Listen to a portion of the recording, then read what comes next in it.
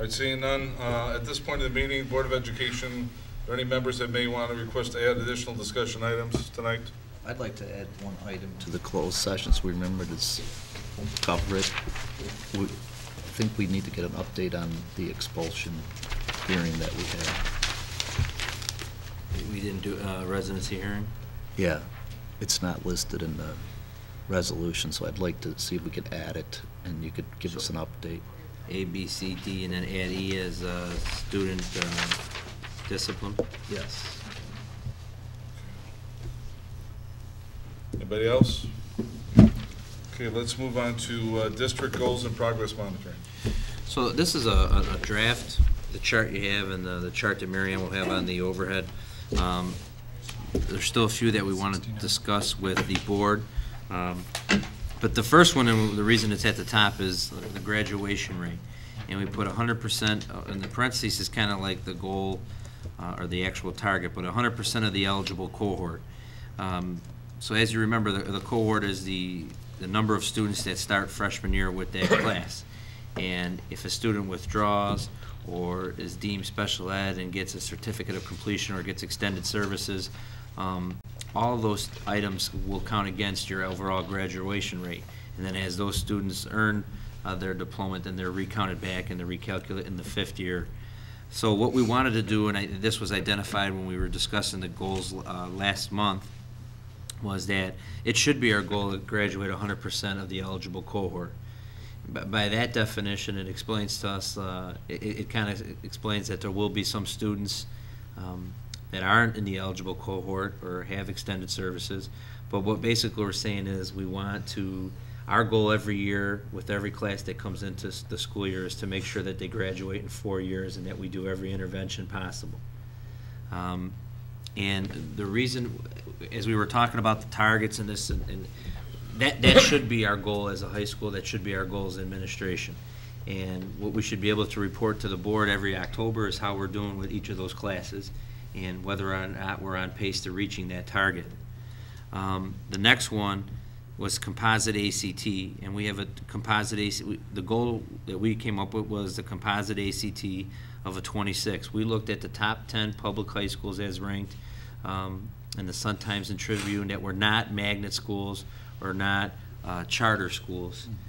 And we looked at their composite ACT scores, and the average that came out was like 26.2. So we said, well, we want to be a top 10 high school in the state of Illinois, that we should be shooting for a 26. And we understand that that's a lofty goal, but every year we should be working towards and trying to push each class on an individual basis to get to that 26 benchmark. The next thing is the college readiness. So we did some homework on this, and ACT actually released out, you know, they have information available about the graduation rate of a composite of a 21, and then they have individual benchmarks.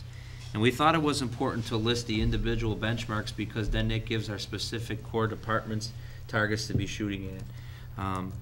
So the overall goal would be college readiness. We want 100% of that graduate, and I'm going to make sure on the verbiage, but 100% of that eligible cohort of that graduation rate, so whatever it is that year, we want to try to get every student college or career ready. That should be our goal. When you leave RB, you're college or career ready.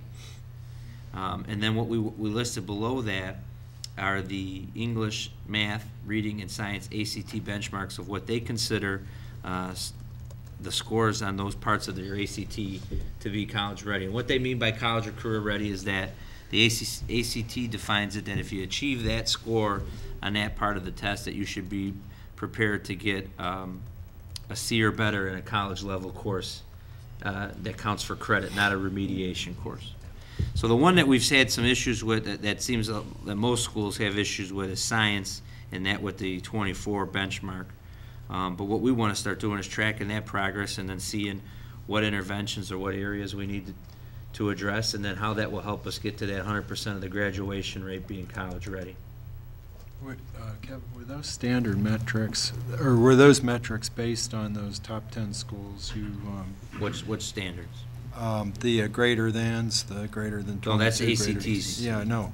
But in deriving the 22, the 18, are those median scores of a composite of different schools? I think that's based on the national National? Yeah. Not state? Yeah, Okay. that's what's released by ACT. So every year we get a report from ACT that tells us how many of our students are college ready in English, college ready in math. And then they rank the states, and then I guess my basic question was the science ACT being 24, not 18, not 22. Where does the 24 come from? Is that a mean score? No, that's the norm, the national norm, the, National norm? for science of that test. It's a mean score. It's a mean score. Okay. You said it was each of the individual subjects, that score would put you in a position to get a C in a college class, right? C or better in a college class. A credit-bearing college class. So, can you explain for the uneducated like me, I mean, so you only need an 18 in English, but 85% make it. Math and Yeah. reading, they're about the same, and our percent are about the same. Science, they say 24, we only have 47%. Seems I the mean, if you inverse. made them all 21, or 22, would we be like 66 or in that range for all of them? I didn't do it that way. Well, but- I understand that, but Well, it's, that was the basis of my question. Right. You know, why is it But such these a lofty- scores individually are college-ready, based on ACT. Right. right, based on what ACT says, right? Absolutely, yes. So in order to get that goal of the overall Well, we college thought it'd readiness, be important to you're track that, breaking because it- if you continue to grow your percentage in each of these, if our percentage of students growing in the science at greater than or equal to 24, the chances are they're probably growing in the overall composite and in the other areas as well. So it so could that's why also we thought to track identify each. that area that maybe we're strong in English, math, Mhm. but it's causing our 100, we're not getting to 100% because Critical we're thinking, losing a right. couple in the science score. Sure. Okay. Or is there another, again? Well, this the is- difference in scores also are based on the subtest, and the subtests don't have equal number of questions. Yeah, but my point is, 18, if I get an 18 in the ACT in English, which 85% of our students, I'm gonna do fine in English, or at least pass in college, but if I get a 23 in science, which is higher than everything else, well, it's less than half of ours do, I'm likely not going to be able to get a C in a science class in college. I mean, that's the way you just described that. Okay. And I could provide the No, I the mean- literature from ACT as I well. trust you, I just want to make sure I understand it. Yeah, I'd like to see the research on this, because it doesn't make total sense to me.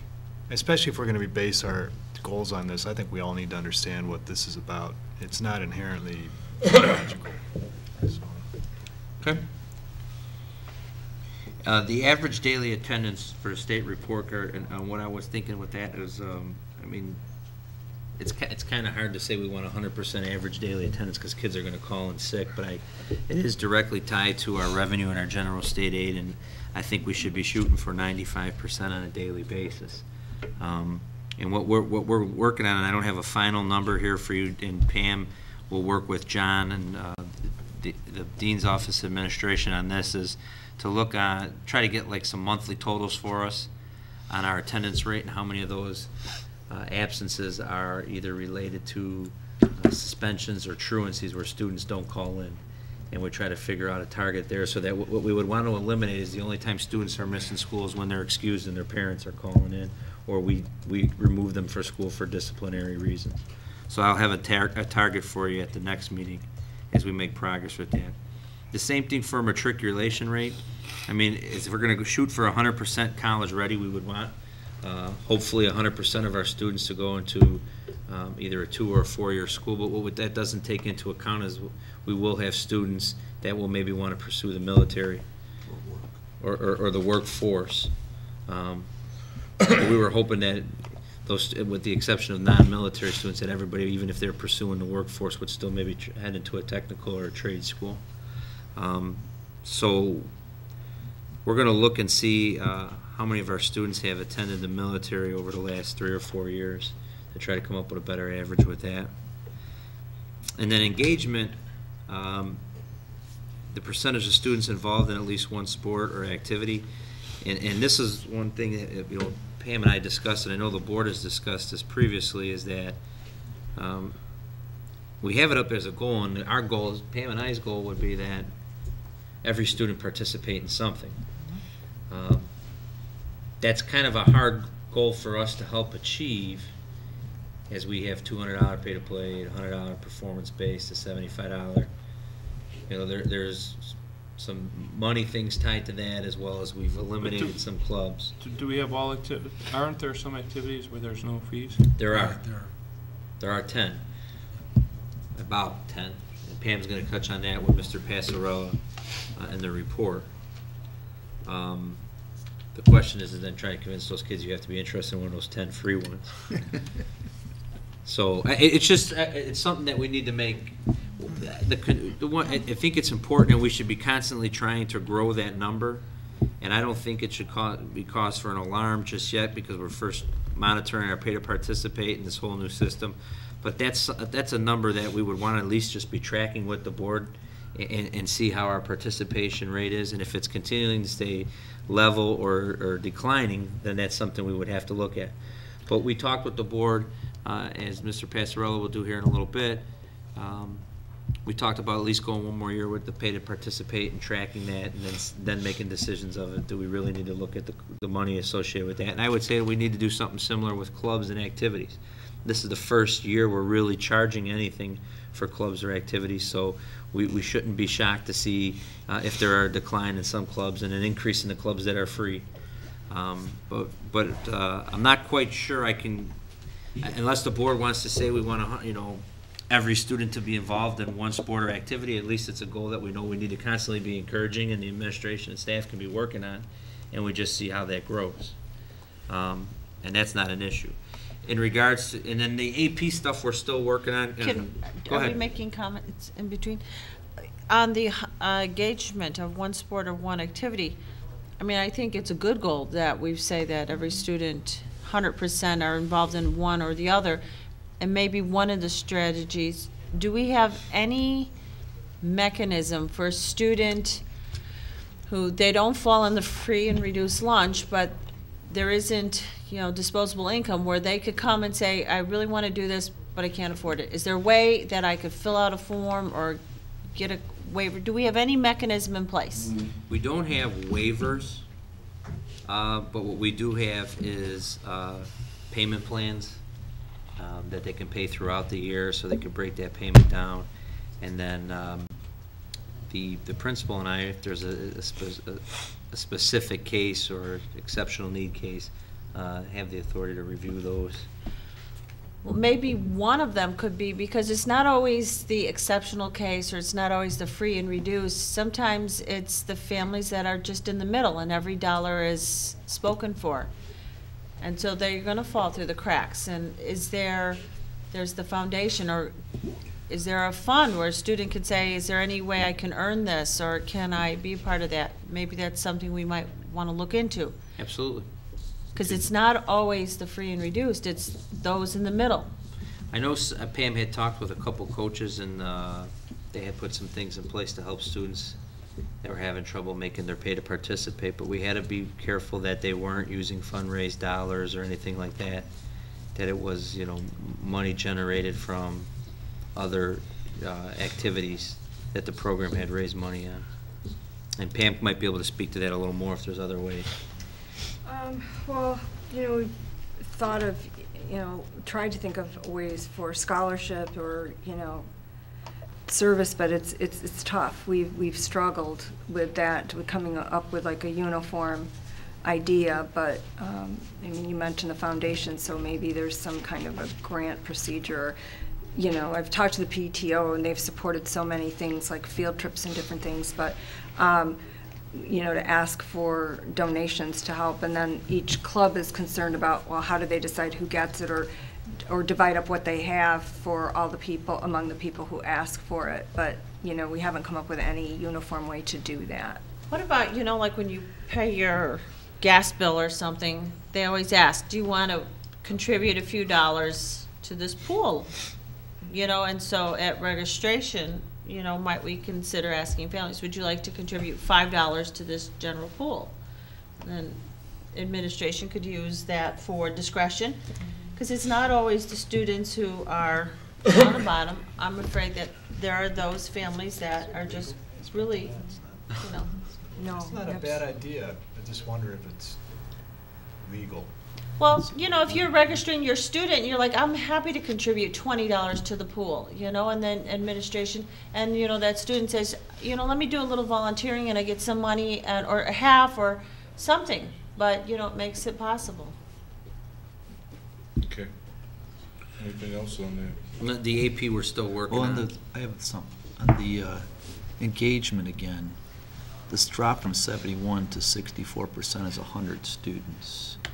It says we don't have 2010, but the data we just have on the clubs further down said there were 1,188 students in clubs in 2010, which without even sports, that's an 82% participation rate. So assuming that there's some kids in sports that weren't in the clubs, might be low, but it's at least 82%. So that was Yeah. a more significant. That was an 1,100 and. Is that based That's about off- 160. So we went down 160. We went down 100. So, you know, I mean, this idea, if engagement is important, the idea of continuing to say, let's wait till next year to think about this some more, we've got some pretty good data that our engagement has dropped substantially in the last 2 years. And when John presents, I just want to make sure that the tracking and the accuracy of the tracking for that 2010 year is as thorough as what we're trying to do right now. Okay. I mean, we knew that 11 was going to go down because prior to my arrival, I mean, that there was a recommendation to cut a bunch of things. Right. So we knew that number was going to go down. Right. And then we have brought back some things, but we still are tallying up. We did have accurate numbers on activities. We just hadn't cross-referenced to see which kids were also in sports, and then that information was out of our system because the rosters were gone when you roll over to the But new that's year. what I said. If you're Right. confident the clubs are right, The club it could only information go was up with the correct. sports. It could stay the same. It Right. can't go down. It wouldn't could- go down. You're Likely, correct. probably would go up. There's got to be some kids in sports that don't get involved in the club. So, I mean, we've Correct. seen a precipitative drop in our engagement already. But shouldn't the question be that 29% 2 years ago, the 36%, those students who are not participating, what is the thing that why are they not participating? Are they involved outside of school? Are they not involved Right. in anything? I mean, just to Right. assume it's, actions we did, but, you're always going to have a handful of students who are not going to participate. The question is, what's that fine mix of the right clubs, the right what have you, right? Right. So that question should be understanding the population who are not participating to see how to engage them, right? Yes, that's correct. You would have to ask, you'd have to query the students who aren't involved and find out why they're not involved. Right. All right, anything else on goals? All right, we're gonna move No, on. we stopped at engagement. Kevin still has 2 more. He said, he talked The about AP, it. we're still gathering some information. The AP Equity and Excellence is the report that the College Board issues, and what we're looking at is what's, right now, from what we preliminarily found, is that they list the top states.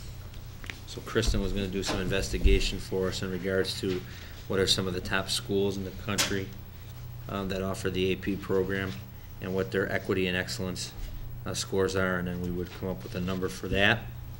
And then AP students with passing scores, a percent of scores greater than 3. We're still hovering around the 90% mark. One issue that we want to be cautious of, though, similar to like the engagement, then we have some of the pay to participate and some of that. We don't want to, we can work hard to build that, to achieve that target, but we don't want to do it at the risk of not encouraging more students to take a chance and try at least one AP course in their high school career. One of the things that's in place here at RB is that we don't put restrictions on students that want to try an AP course, and we should be encouraging students to take an AP course. So as you increase enrollment in AP courses for students that might be borderline of AP potential, or what more schools would label as AP potential, you have to understand that it could impact their success rate on it if we're measuring the 3s or greater. I think it's important maybe we break that out. For some students, just taking that first AP class, you know, will prepare them for college. They may love it or hate it or, you know, wildly decide to do something very different. I think it's very important that every student have at least one of their choice. One thought I had was taking out the first AP one and just having it as a sub-score that we make sure we report on an annual basis to the board, but maybe just focus on the equity and excellence in that our priority is trying to encourage students to take at least one AP course.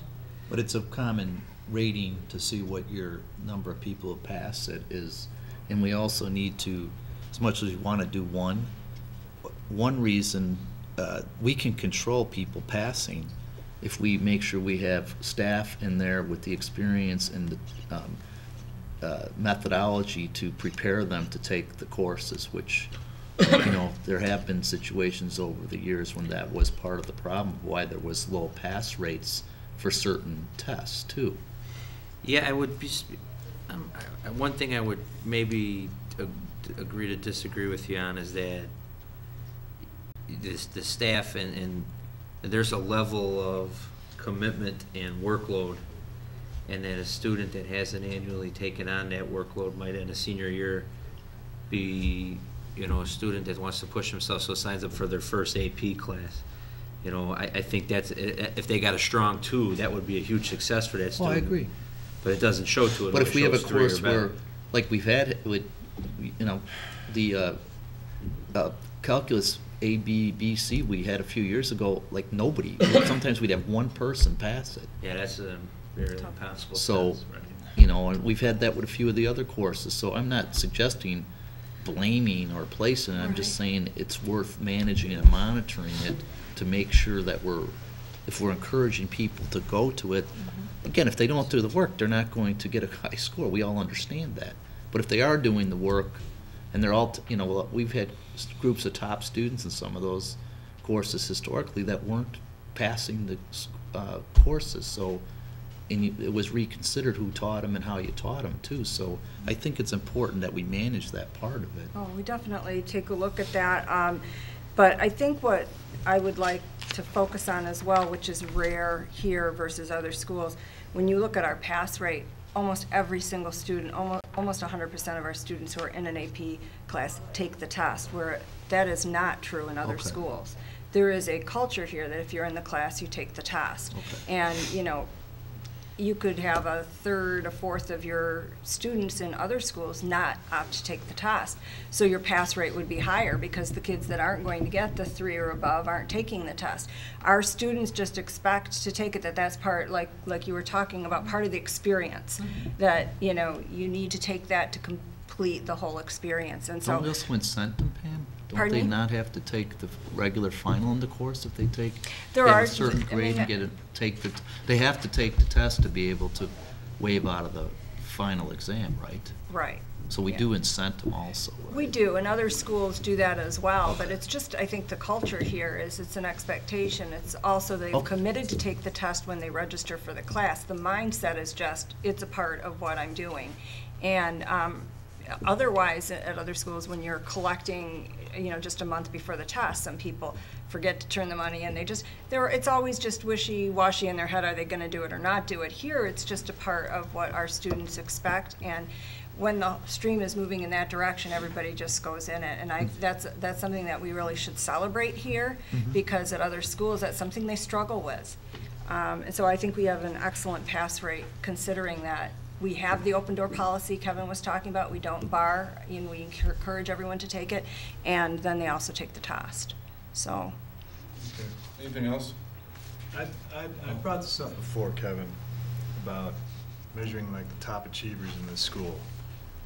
And I know you had a good answer for me, but why can't we start measuring like the top percentage of students who are in the top 10% of the ACT nationally, or something to that effect? I mean, I want, this is great for the average student, but I think we need to show we're doing a good job at educating high achievers, and we need to recognize that, and we need the community to know that. that RB's doing a great job. So I think some way we should put this into the goal. Does that need to be, is that something you want on the dashboard here that was created, or is that something that you'd want reported out annually? I'd like it on the dashboard so everyone can see it. And then, over time, we can track to make sure we're staying at this level of achievement. Because I know it's here, and I don't want to see that Like the percentage dropping. of students that maybe achieve a 30 or better on the ACT? Something like that, whatever the appropriate number would be. Okay. And then it also lets us know too, if we are slipping, that's one indicator, that we're doing something wrong.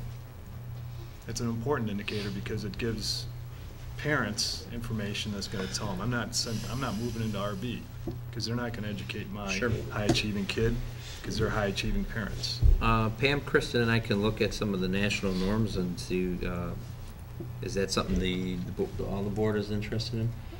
Some I just schools wanna- have But a isn't- few indicators, I'm sorry, the National Merit Scholarship, some schools will just report how many, and We I have think you that. do that anyway, you do Right, that we at do that your- at the end of the year report. So that's one you have anyway.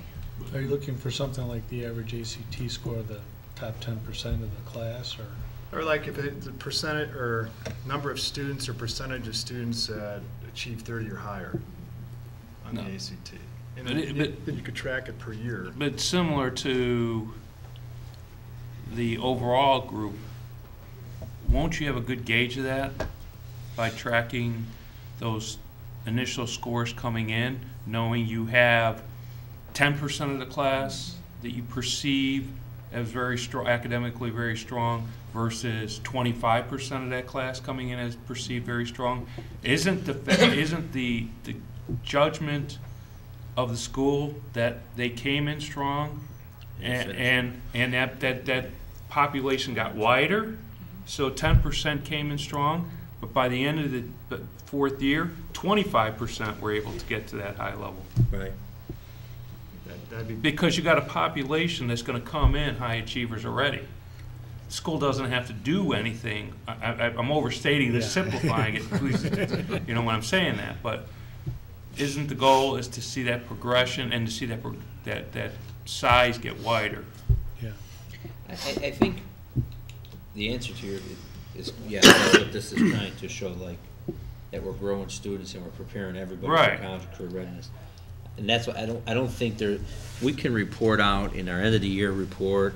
The deal with the national merit is that not every student takes the PSAT. It's not a requirement, but right now in the state of Illinois, every student is required to take at least one ACT. And it's a nationally normed test. The majority of the universities do look at that, and they said, so it's easy to get information. They do reporting, they break reports down for us. It helps with the workload. So, but there are ways, John, we can start at least tracking and reporting out to the board publicly and putting it in some sub areas that would meet what you're asking. And that Yeah, wouldn't but cause any again, additional. that's where I'm coming back and going, so if you got a freshman class that had 30 kids who are high scorers, okay, and then in senior year, they scored 30 and above in ACT, did we increase that size? Right. Sure. By the end of the thing, that's, or, then each year, you had 30 one year, the next year, like, I think we had the issue with the senior class last year, right? You knew this year to last year, you had a group of higher achievers in there. So that's gonna be a very up and down curve, but you already know, since based on the test scores coming in, to some degree. I mean, it's not a, So what I hear the two of you asking, if you were to put it together, is you'd look at a band of students coming in with a certain achievement, you would expect to grow them maybe those 5 points. How much did they surpass that, the value added for that top level, and where did they end up from when they came in? You would have expected them, if we did pretty much, I'm not saying nothing, but they would grow to the score, but how did we get them to surpass that for that top band of kids? Or if you took it, if you that's took what their. you could do that with every band. Because- If Do you it took with that top struggling. 10% as a baseline score, and saying, taking it through Well, the 4 years, this is what the range would be, how many more kids went into that range? How many? know, but how many grew into then, that here's range? my concern, John wants to go and produce that, okay, we have 15 kids scoring 31. But if we this didn't year. grow anybody. But did we, and next year it's 10. So what did we do when those freshmen came in? Which is a predictor based on those scores, right? We start off with 20. and we started with 15. So we stayed even with one, but the other one we actually went downhill. I mean, you're going to have fluctuations on that number. But John asked something different than what Gary's asking, the way I understood it. You could say, in every measure we have, from the composite ACT, the individuals, the APs, et cetera, each class is different. Absolutely. So if each class could go up and down, Correct. and we're still going to measure that, but no matter how they came in as a group, whether we grew them, didn't grow them, one class is going to be better, higher or lower. I don't want to say better or worse. And what John, I thought, was saying is, since we're using that to measure the class overall, why would it make sense to measure some group at the higher end of the class to see on an annual basis as our top students performing? Are they improved? Versus the other years, are they better or worse? Without taking in your analysis of some classes are going to be better or worse. We already know that. I thought John was saying that he doesn't want to get lost in the mix of just, it's a great thing to make every kid college and career ready, but there's kids that if you're well above that or very competitive and taking multiple APs or high performing, you want to make sure that also gets acknowledged and measured and done. We're all trying to predict what John was saying. Well, here what I guess I'm saying is, I know what Gary's saying, but those tests that coming in are they're not an exact match. It's a proxy, like you're saying, top 10%. So I think you have to be able to measure that, but it's not quite the same as like the final product. So we should do both things. Understood. So then what you should have is, if we're going to be showing this for 4 years for each class, then you should say there's a predictor that says that this year we predict that we're going to have 10% of our class scoring 31 above. The next year's class, based on how they came in and based on projections that we say there's going to be 10%, the next class we expect to have 25%, and the new freshman. I mean, you got to be individual goals. You just can't say, okay, this year we got 15 kids, the next year you come in and you're going to say there's 10 kids. That doesn't tell you whether the school was able to keep maybe we should have had 30. Right, so you're talking about a movie. But I think our goal is, by tracking it by class, right, is to be able to develop the skills needed to increase and move that number up. So by you tracking every year of this class, you can see if your work with those students are increasing their skills and efforts. We're showing growth annually. It's showing no growth. That's what you want to keep on doing. That's a requirement now. The only issue that will possibly affect all of this is right now, as I stated previously, is the state of Illinois requires one ACT from every student before they graduate high school. And in 2 years, when the full-blown Common Core test comes in, we're using right now what they call we'll be signed up right now for what they call the PARC assessment. And so the state hasn't formally announced, is that PARC assessment going to be part of the PSAE and replace the ACT, or are they still going to have the ACT requirement? Are they still going to pay for every student to take one ACT? Because right now they cover the cost of the Explore, which is like the freshman ACT, the Plan, which is the sophomore ACT, and one ACT.